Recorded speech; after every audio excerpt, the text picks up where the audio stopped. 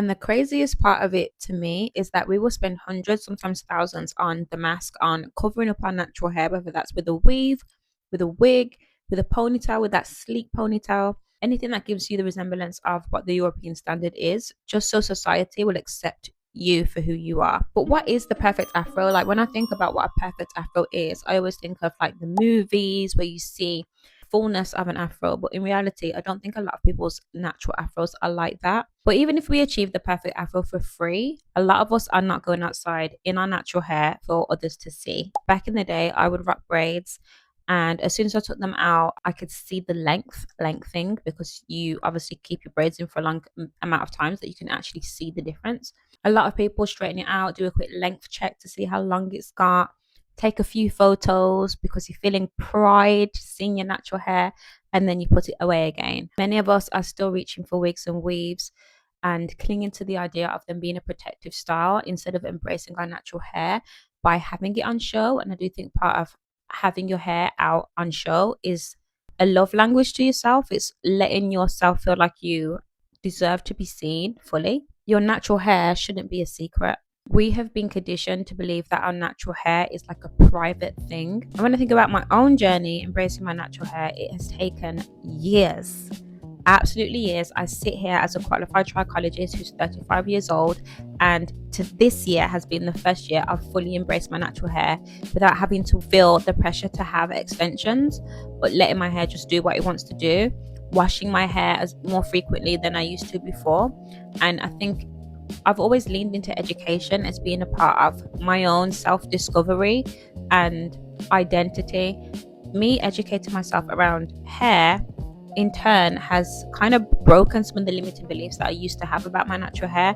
In the understanding of how it works at a scientific level, I've been able to heal the relationship that I've had by giving it the grace that it deserves. And when I think about it, every time I run one of our braid social workshops in London versus in Birmingham, just the way people show up is completely different. Like, girls in London are really out here embracing their natural hair. They're experimenting with different looks and styles, not just in their hair, but also in their outfit choices. They are much more confident in putting themselves out there. And I don't know if this is actually more of a Midlands thing, because when I'm reflecting and I'm thinking now, I'm actually thinking outside of Birmingham as well, where we've done other workshops. In London, there's a reclaiming of space. The hair is loud, it's big, it's identity. In Birmingham, we're still conservative. We're still leaning into neatness, still a little bit quieter. It's more like fitting with everyone else. Maybe it's the culture that's different. I don't know. But I genuinely believe that people in Birmingham are going to be doing that more. And when I think about it in an office sense, maybe people in London are just not caring anymore. And maybe we're still a little bit reserved. We're still in like the corporate mindset, fit in to get ahead kind of vibes. But we do not need to hide our true texture in order to fit in. And I know that there is this sense of professionalism and what is seen to be professional as a hairstyle.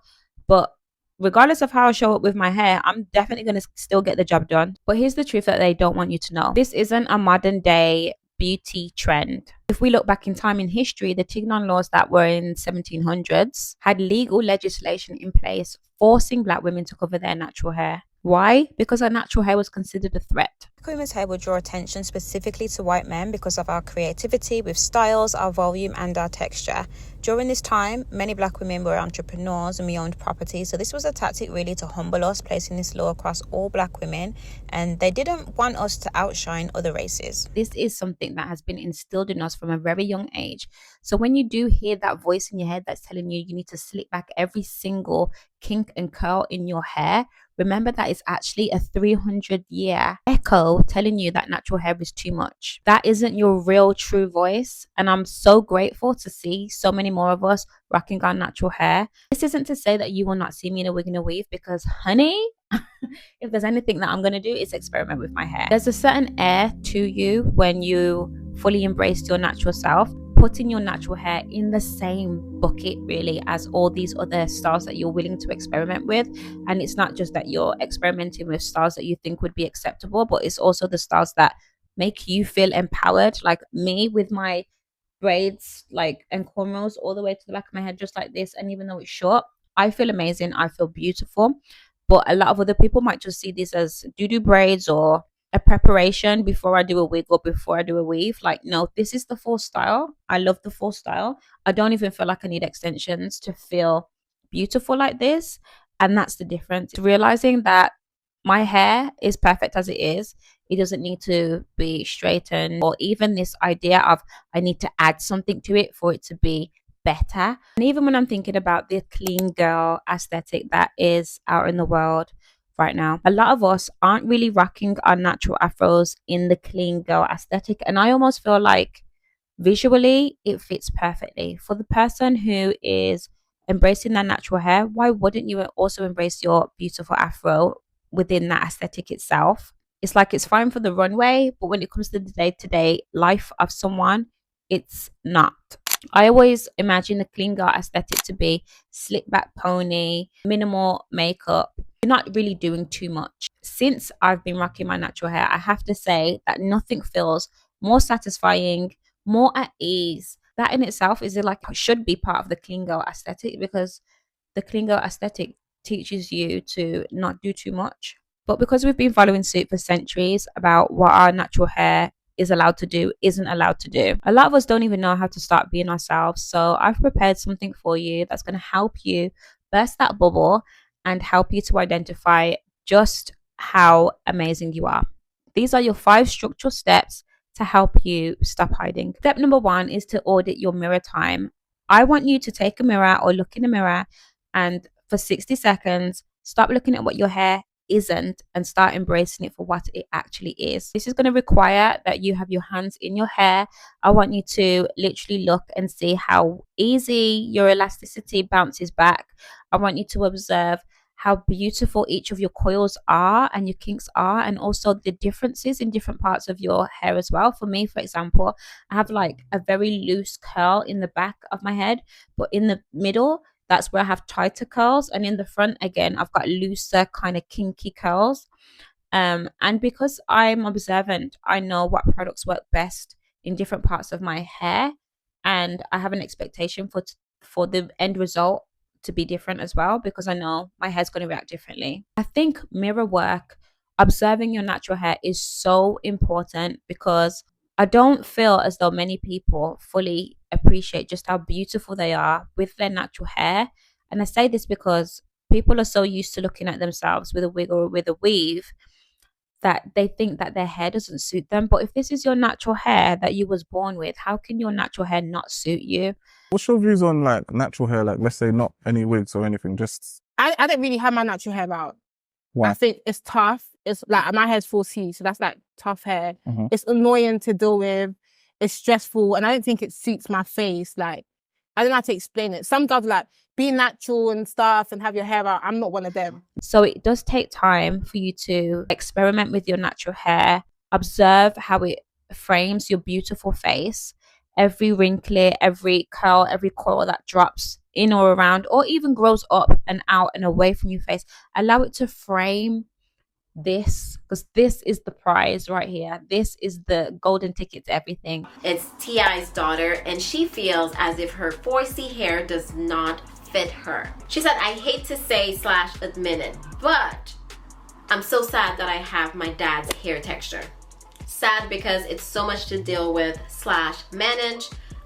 Nor is this texture one that's appreciated or uplifted as much as the other hair textures. Anytime I see someone with type 4 hair, I always compliment them because I know how it feels to generally not like your hair texture. I never want anyone to feel like that. It looks so bomb on other people, but me, yeah, no. If we don't get used to seeing our natural hair in the mirror with our natural faces, we are never gonna get comfortable walking outside of the house with our natural hair. Rule number 2 is the 48 hours of freedom rule. This one is good for those of us who aren't really used to being out and about without our wigs and without our weaves.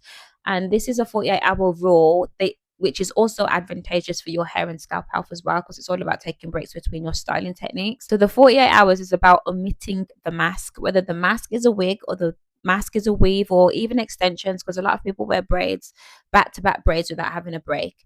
All of that is us masking our beautiful natural hair. So I'm challenging you to go 48 hours, having a break, having your natural hair out. No wigs, no high tension styling, so that's a bun or a ponytail, and no extensions. Just allowing your hair to exist in its beautiful natural form. You can do braids or cornrows just as I have, and if you don't know how to cornrow or braid, you can always come to one of our braid social workshops. So we teach cornrow and braiding skills to everybody so that it's accessible to everyone.